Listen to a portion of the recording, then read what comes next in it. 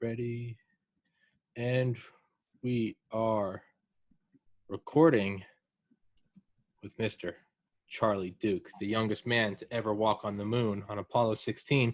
Fittingly enough, this is episode 216, so we got a 216 in there.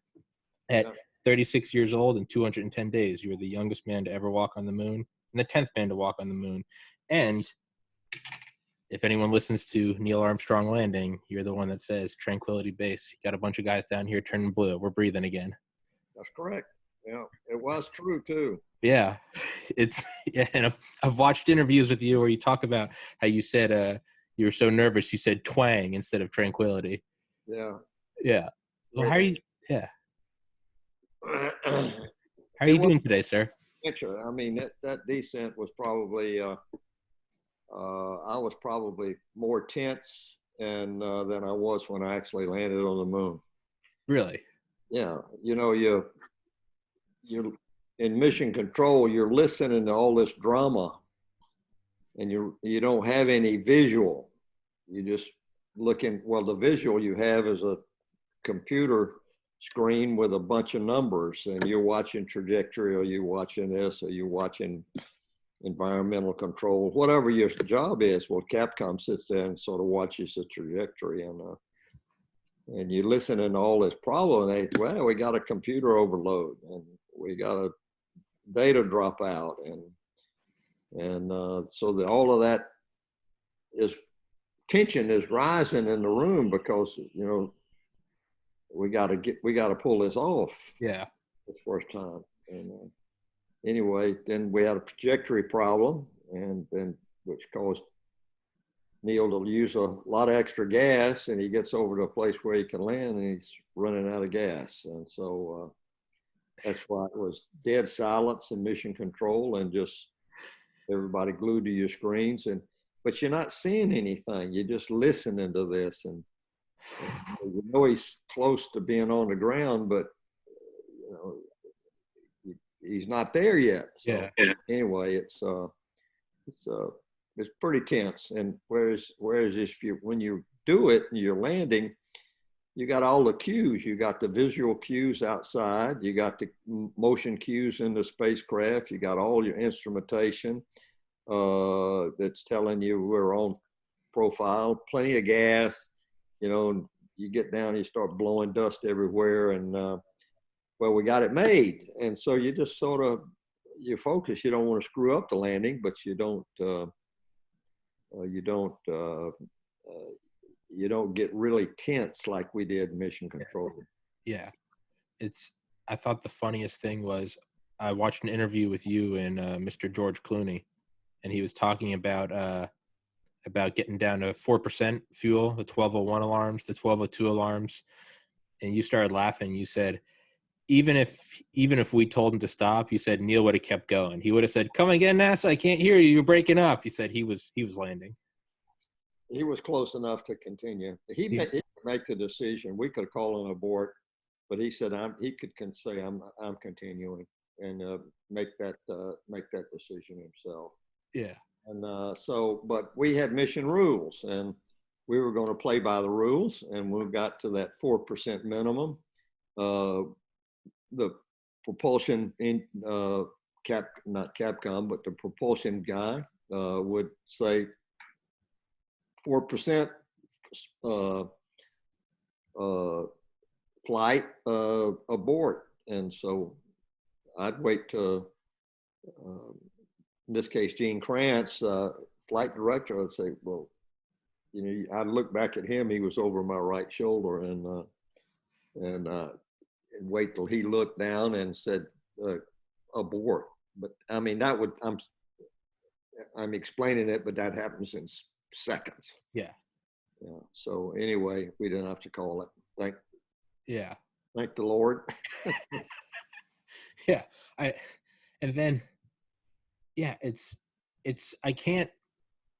mean, I know I emailed you one of the questions, and it sounds so stupid and so simple, but to me, it's the one thing that kind of permeates through it all is, you know, you could ask, you know, what is it like, you know, to serve your country, to have the right stuff, you know, beat the Soviets, fulfill Kennedy's wish. But there's something about it that like I really can't put into eloquent words, and so I apologize if it comes off as simple, but what is it like to stand on the moon? I mean, just not as a patriot, not as a guy that got through the application process, just as you, as an individual. What is that even like? Well, it's exhilarating. It's thrilling. You're in awe. It's exciting, wondrous. All of those emotions that you can have, as you can imagine, standing on a spot that very few people had stood on. You don't think about that, but you do think about, I'm on the moon. I'm on the moon, and that excitement and the adventure and the wonder of it just permeates the whole Yeah. time you're on the surface. It's a very uh, uh, moving experience, if you will, because you're looking out at this landscape and you see these landmarks that you'd studied for basically 2 years, and you felt right at home, and yet the hostile environment's there, but you don't think about that. It's just, I'm on the moon. Let's get to work. It just, yeah. How hard is it to work up there? Because you're up there and it's, time that is the most precious time there is. But I feel like you just want to run around like a kid. Well, you can't run around like a kid. I mean, we had a few moments, but mostly it was our checklist. We could follow our checklist, and Mission Control would urge us along. They were following it all, and so each stop where we did geology, and we'd stop the car and we'd get out and we'd get the antenna pointed up at the earth, and so we'd start having TV, and then we had a checklist of activities that we had at each stop, and so the focus was basically, let's get all this done in the 20 minutes or whatever it was you had to do. And so the focus was completing the checklist, if you will. And sometimes, like at Plum Crater, which was the first stop on the, after we deployed the ALSEP, which is Apollo Lunar Surface Experiments packages, which had 5 or 6 experiments, magnetic experiments, a couple of seismic experiments, those kind of things. Then we got in the car and we drove west about 1.5 miles to this first stop, Plum Crater. Yeah. And, so we had a checklist and we were getting it done. And then as we were on the far side of the crater, you could see that in the pictures that we took, you could see the car on the other side of the crater. We were coming back to the rover. Mission Control said, pick up that rock. And you could see the TV camera pointed at this rock right on the rim of this crater. And and I had a shovel in my hand, so I run over and I point that to it. That one? Is that one? Yeah, that one. Pick it up. I said, it's the size of a watermelon or something like that. It's a big rock. Yeah. Do you want a rock that big? Yeah, pick it up. So then, well, in a spacesuit, you just can't. The rock was you're standing here, and the rock's down here as the slope of the crater goes this way, and I couldn't bend over and reach it. So I had to get around on the downslope side and get the rock up above me. But that crater was steep, and I said, if I fall in here, this crater, I knew I'd had it. I couldn't get out. Done. So I was very careful about it, but it wasn't. I told Bill Mulberger was our chief of our geology group there in the back room of Mission Control. His name was Mulberger, and I said, tell Mulberger, if I fall in this crater, you've had it. And so the rock was a big, it really was the size of a small watermelon. And Yeah. so anyway, we named it Big Muley after him. And so those are the kind of activities you do. And so mission control, they see something through the TV camera, and they're the scientists and the geologists, and they see something that's unusual that they hadn't expected, and so you can modify the plan and go do that for what they want to do. Mm-hmm. And to be honest, we had trained at our landing site was going to be 2 volcanic flows that met in the Cayley Plains in the valley, and we were to sample back and forth across this contact. Well, everybody said it was going to be volcanic, but there wasn't any, and so we started describing these rocks, and I can imagine. They never said, but I can imagine what they were thinking was, these guys, we'd wasted 6 years of geology training on these guys. You know, they're not seeing what we want them to see. And so finally we kept describing these rocks, and they got real excited because none of the rocks on the moon that had been picked up prior to our flight were like those. Okay. Totally different. And so they got really excited about our landing site. It was the highlands of the moon. I think if I remember correctly, Neil Armstrong, their landing was the closest to us in the Sea of Tranquility. And we were southwest of theirs landing site, and we were 8,000 feet above in altitude of where they were.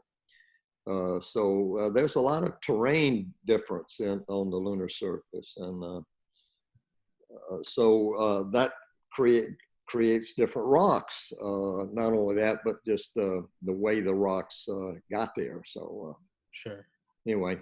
Yeah, and then I've watched some of the videos, and yeah, one of them is you describing you guys want to do the Lunar Olympics, and that would be a joke. You know, we every flight had something unique to close out their stay on the moon. And Alan Shepard on Apollo 14, he hit a golf ball. He took a little head of a 5-iron, I think it was, and had it fitted so it would fit onto the end of his handle that was either shovel or rake or whatever.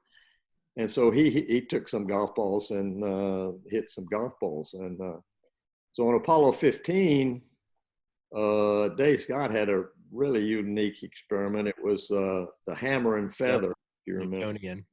And so the feather and the hammer hit the ground at the same time with the same gravity without an atmosphere. And sure enough, they did. Bang, they hit the ground. Yeah. And so we trying to decide what we wanted to do. And so the thought occurred to us, well, it's the Olympics are going to be in Munich in 1972 in August, and why don't we just kick off the Olympic year with the Moon Olympics? And we thought that was cute and fun, and so we had basically, it's hard to practice down here on Earth because you're in 1G, you know, and with all of our equipment on, I weighed 363 pounds down here on Earth, and so you can't jump very high, but on the moon, it's different, 60 pounds up on the moon. And so we were going to do the high jump and the broad jump. But if you listen to the tape, we were running behind, and Mission Control was pushing us along. And so John said, well, we were going to do the Moon Olympics, Houston, and so he starts to bounce, and then I started to bounce, and he was maintaining his balance pretty good, and he went up, and I really jumped and went up, and when I did, I straightened up, which is a big mistake because the backpack weighed as much as I did. So yeah, the center of gravity went backwards, and I went backwards, and as you see me disappearing behind the rover, I'm scrambling like crazy, and So if people ask me, was you ever fearful? I said, well, once. And that was when I got idle fear. Yeah. But fear is an emotion that I think when you have it, you can respond with panic, which kills you usually, or you can respond with action. Yeah. So as I was going back, I got to do something. And so the thought occurred to me, roll right. And so I started to roll right. And when I did, I landed on my right hand and my right leg.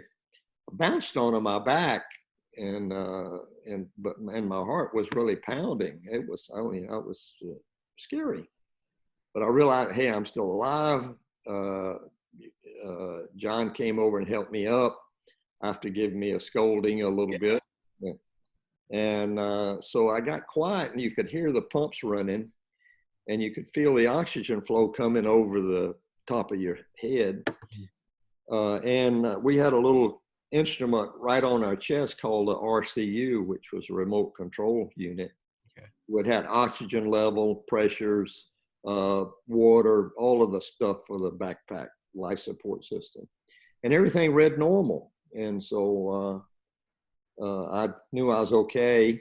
And then I looked up, and a TV camera was pointed right at me. And mission controller seen this stupid stunt. So they were very upset. My wife said that she was in the VIP area of mission control during this point, and she said, man, they were really angry. And so that ended the Moon Olympics. We never got to do the broad jump. Started ended like that. Yeah, I another interview I watched with you. He came up to me and said, Charlie, that wasn't too smart. And he said, no, it wasn't. Yeah. And John had a great sense of humor. And I mean, he was concerned that way, but practically it was, hey, that wasn't very smart. I said, yeah, right. Get me up. And on your back up there, it's hard to get up by yourself, because you got to sort of like a big whale get turned over, and then you can get up. But John helped me up. And so he had the most fantastic balance up on the moon. I mean, he could jump up and do a split and come down and pick up a rock, or pick up a shovel, or pick up whatever was on the surface. I tried that a couple of times and didn't even come close.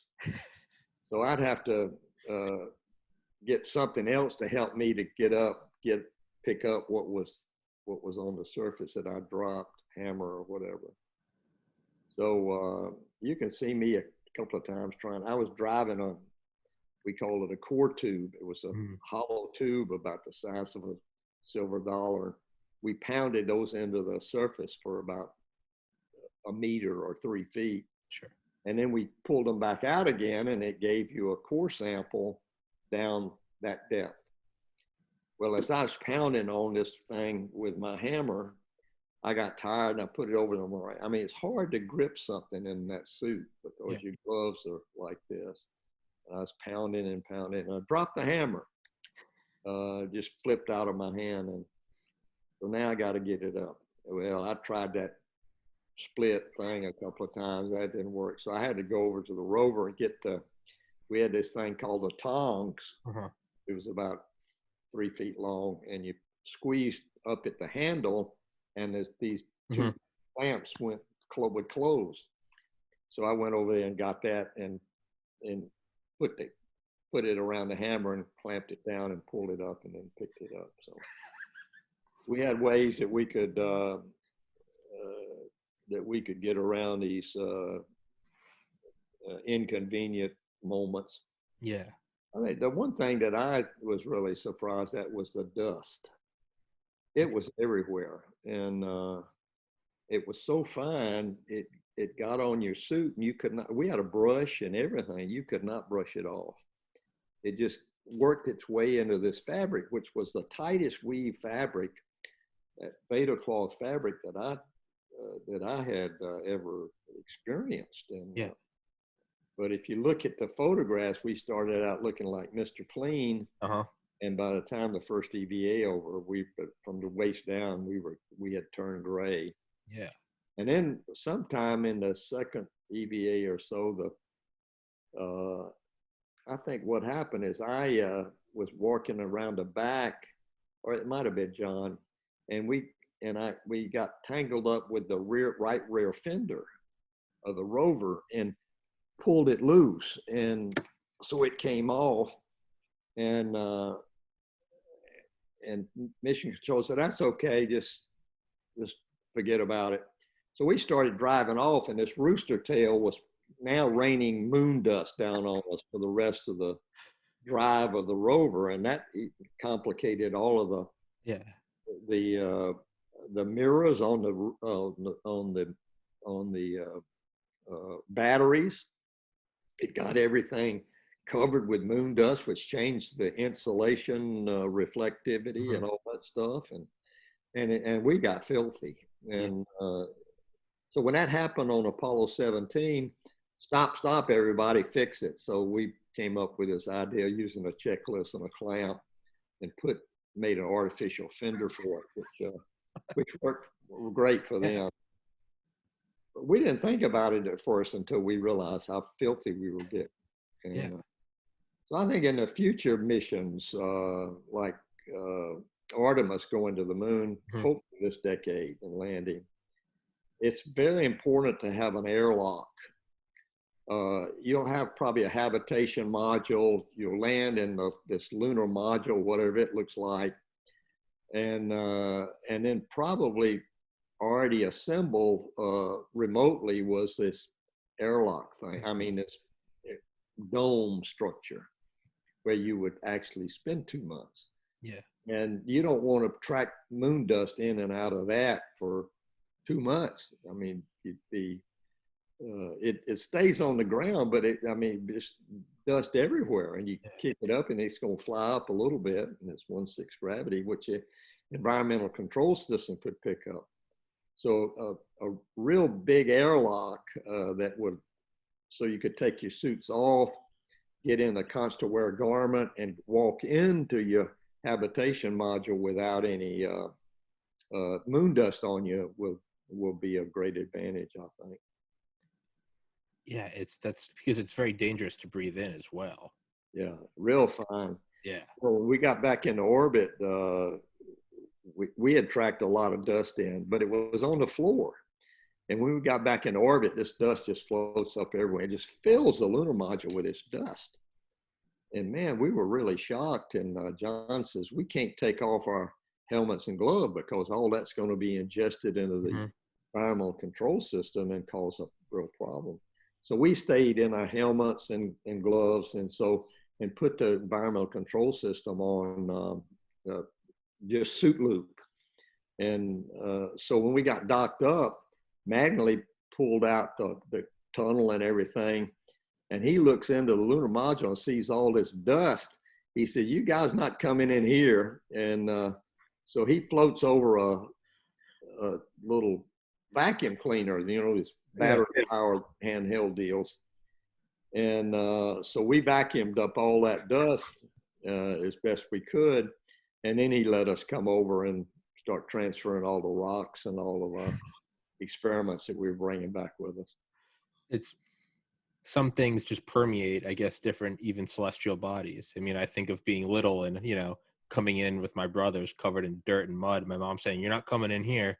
It seems that permeates here and the moon. It's same laws. You stay out there and clean off in the mud room, right? Right. Yeah.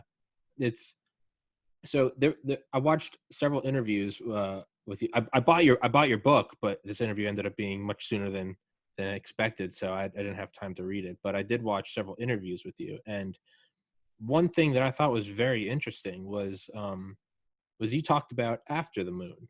You talked about coming back to Earth, and what then? What one of 12 men? I mean, almost 4 times as many have been president.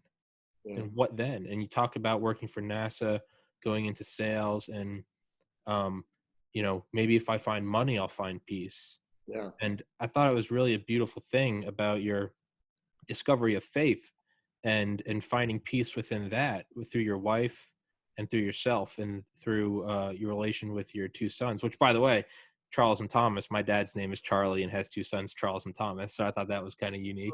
How It's about yeah, yeah. He's in sales, you're in sales, pretty similar except for the whole, walking on the moon thing, but that little part. But I thought that was really interesting because I got out of college in 2013 and I got into medical school. I ended up not going, but I remember the weirdest feeling of almost dread once I got in, because I was like, I've been working towards this for so long. And then now even this podcast, episode 216, I'm 30 years old. My goal is to be the biggest podcast in the world. But one thing I've been thinking is, God willing, what if it happens? Then what? What then? When there's no more mountains to climb, what do you do? And I loved your interview because you said finding faith and you said that peace lasts a lifetime, and the moon doesn't hold a candle to it. And that really helped me, actually. Good. That's great, Tommy. Yeah. That's true. That was my problem. A lot of us, I can't say all 12 of us, but a lot of us had that problem, Hollow's over, and we climbed a ladder of success. We were all in our 30s or early 40s. And what are you going to do now? Yeah. To keep this drive and this goal that you had. And so frustration just dropped into a lot of people. And the only one that stayed for a while was John Young, my commander, and he was just focused on space. And so he fulfilled his role in management and monitoring the space shuttle and flying the first ones. And I worked on the shuttle for 4 years, but it wasn't the same. It wasn't as dynamic to me. And so my wife and I believed in God. We'd going to church and all of the roles that we had to accomplish in church. And, we were respectful, nice, took our kids to church. And so we had this, quote, religion. Sure. We had no relationship with Jesus. And so Jesus is the Prince of Peace. He is peace. Yes. He will give us his peace if we just ask him. And so my wife, if you heard that interview, she was the one that came first in 1975, actually on the verge of suicide. Yeah. And said, Lord, I've tried everything. It's all about falling apart, but I haven't tried you. And so she gave her life to Jesus. And I watched her change. I mean, it was dramatic. Couple of months, she changed from sadness to joy. And so 2.5 years later, I'd been in business, and we moved to New Braunfels, where we live now. And I was a successful businessman, making a lot of money, but it was just this, boring, if you will. And so I realized money wasn't the answer. And a friend of mine invited me to a Bible study. We were in church. A friend of mine invited me to a Bible study on T-Bar M, which is a conference center and tennis club here in New Braunfels. And we went, and that weekend just changed my life. I listened for the very first time. I was listening to the Word of God. Okay. And it was, who is Jesus, from Revelation, from Genesis to Revelations. It folded out Jesus, the Prince of Peace, the Savior, all of the words that you can name for what Jesus gives us through the Holy Spirit. And so that weekend, I gave my heart to Jesus, and I experienced his peace, which I'd really been searching for. And it was tremendous. I sold my business, and I didn't have a job. And so I was reading the Bible just constantly, 3-4 hours a day. And so the Bible, I look back at the Bible now, is God's handbook for life. It's a manufacturer's handbook. And as we read it and we apply those principles in the Bible to be a businessman, to be a father, to be a friend, to be a husband, or whatever, it's instruction that gives you a life that's filled with peace, joy, the fruits of the Spirit of love and joy and peace. And there's 6 more of those. So, and it's worked. And so such a dramatic change in our life. That's why we like to go around the country and around the world sharing what we've discovered, and say it's available to everybody. Just all you got to do is say, that's what I want. Yeah, it is. You know, I grew up and I went to Catholic school for 12 years, and I moved away from that. In college, being pre-med, I turned very like militant science, you know, cold materialism. In 2014, I lost my oldest sibling to suicide, and that threw me for a loop for several years. And I would say in the last year and a half to 2 years, I've not intentionally, not with direction, not forecasting it, but I've found myself moving closer towards faith. Now, faith in I'm not sure what, you know, I'm open to see where it leads me, but I've slowly found myself. I meditate every day. I've meditated every day for 12 years, and I find myself more and more slipping into prayer and having a much better day for it. Yeah. And I just remember thinking, I was like, okay, like not going to med school, trying to get this podcast to work. I was like, what do I do if it works and I'm not happy? And it seems like it just fell right into my lap, is that interview with you. And I was like, okay, this guy walked on the moon. This guy, he has the best example. You cannot go to a higher mountain than that. And he overcame this. And it really felt like it just fell right into my lap. I was like, okay, if it worked with the moon, it will work with the podcast. And so even though it wasn't for me, I have to thank you for that interview. I told you I would let you go at 30 minutes, and we are at 31 minutes, so I won't keep you any longer. But Tommy, I get a lot of requests like this. Yes, sir. I hardly do any of them, but some, I think looking back now, as the Lord said, go ahead and do it. You'll enjoy this. So I think it's not only for your listeners, and I wish you well, but also for you. Yes, sir. So who do we have? Where is our faith? Is our faith in ourselves? Is our faith in our country? Is our faith in our money? Is our faith in our health? All of those are going to vanish at certain later or disappoint us. Yes, but sir. Jesus never will.